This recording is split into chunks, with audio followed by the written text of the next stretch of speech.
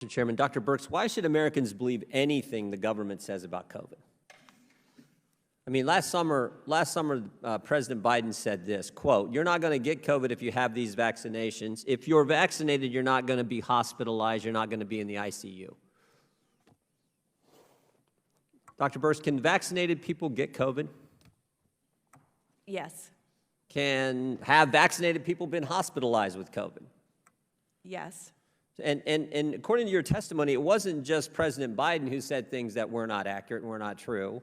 In your testimony that you provided the committee, you said, beginning in 2021, so beginning in the Biden administration, again, these are your words, agencies provided muddled and contradicting information or partial information that implied we knew something we didn't, which they later had to correct, which accelerated the loss of respect and trust in the federal government. So I'll come back to maybe my original question. Why should we believe anything the government tells us about COVID?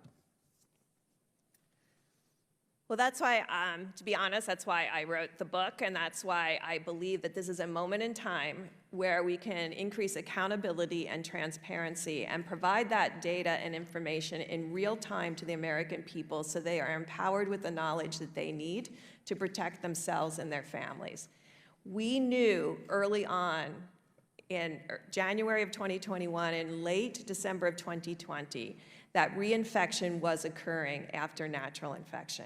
Once you see that, and I want to make it clear to you all and to anyone that is listening, this is not measles, mumps, and rubella. Those vaccines produce long-term immunity and can create herd immunity. So I just want to interrupt for a second, Dr. Birx. You said something important. You said in early 2021, January 2021, you knew that people who had been vaccinated could be reinfected. I knew that people who were naturally infected were getting reinfected, and that was quite evident from South Africa, and I've included it in my slides. But I think the reason I knew that is South Africa did a remarkably good job in measuring baseline antibody with their first surge. And so they knew 50, 60, 70% of some of their population had been infected. Well, here's what I'm concerned. And then were reinfected. Well, here's what I'm concerned with. Let me ask the question this way. When the government told the American people that people who had been vaccinated couldn't get it, were they guessing or were they lying? I don't know. All I know is there was evidence from the global pandemic that natural reinfection was occurring.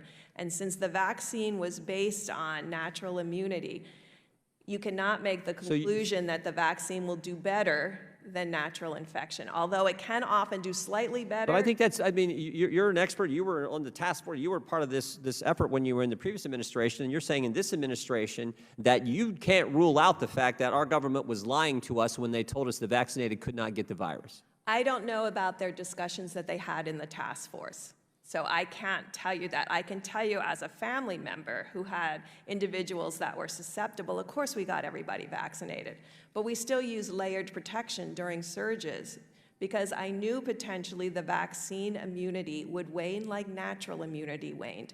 And there was evidence that every 4 months reinfection was occurring in South Africa. Wow. When the government told us that the vaccinated couldn't transmit it, was that a lie or was that a guess? Or is it the same answer? I think it was hope that the vaccine would work in that way. And that's why I think scientists and public health leaders always have to be at the table, being very clear what we know and what we don't know. This is important for the country to know. So when I asked the question, when the government told us that the vaccinated couldn't get it, and I asked you if it was a guess or a lie, you said you don't know. You said you think it was hope. So what we do know is it wasn't the truth. So they were either guessing, lying, or hoping, and communicating that information to the citizens of this country. I think they were hoping, but you should know in those original phase 3 trials that were done in this country that we only measured for symptomatic disease. So we weren't proactively testing everybody in those trials to see if they got infected with mild or asymptomatic disease. And so people had to present within the clinical trials.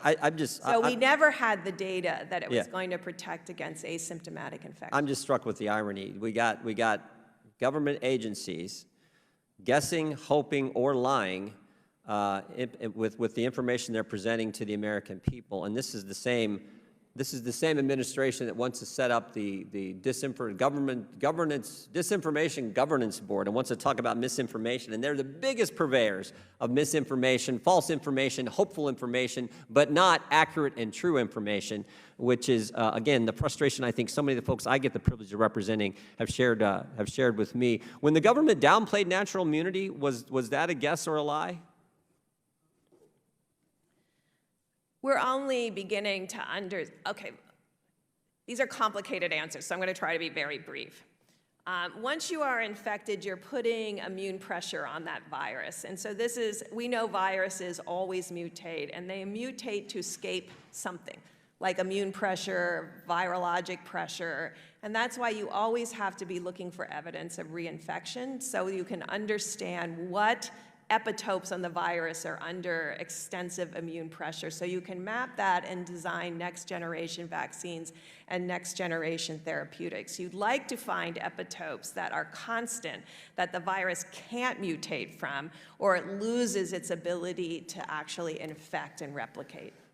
Thank you, Dr. Birx. Mr. Chairman, I just think this is amazing. Our government, guessing, hoping, or lying, one of those.